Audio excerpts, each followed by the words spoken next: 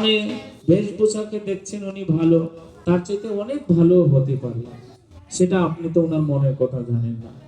তাই কোনো দেবদেবী কিংবা কোনো গুরু পরম্পরা কিংবা কোনো মুনি ঋষিকে অবজ্ঞা করবেন না। তো আজকের যে একাদশী, সেই একাদশী বহিমী নামে পরিচিত। আগামীকাল পারণের সময় সকাল 10টা 12 মিনিটের মধ্যেই, তো আপনারা যথাসময়ে পারণা করে নেবেন এবং পারণার সময়টা যথাসময়ে করাই উচিত।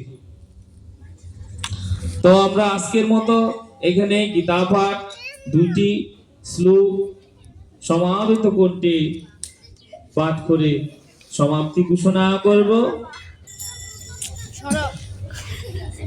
হরি বল। ওম নমো ভগবতে বাসুদেবায়। ওম নমো ভগবতে বাসুদেবায়।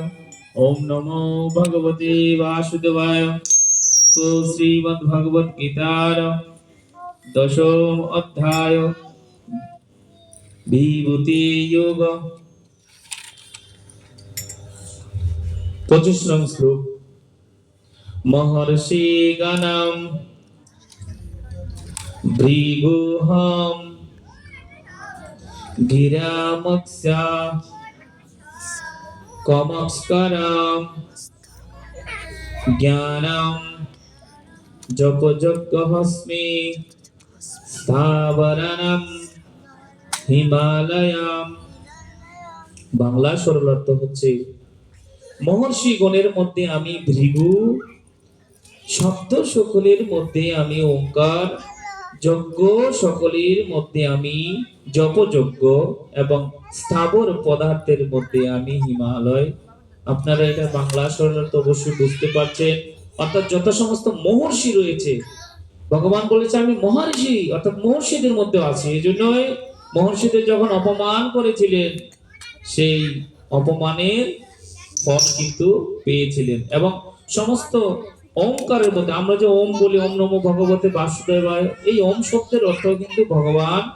এবং যজ্ঞের মধ্যেও কিন্তু যে জপ করা হয়, আমি জপযজ্ঞ, আমরা যে জপ করি সেটাও কিন্তু ভগবান। আরেকটি শ্লোক।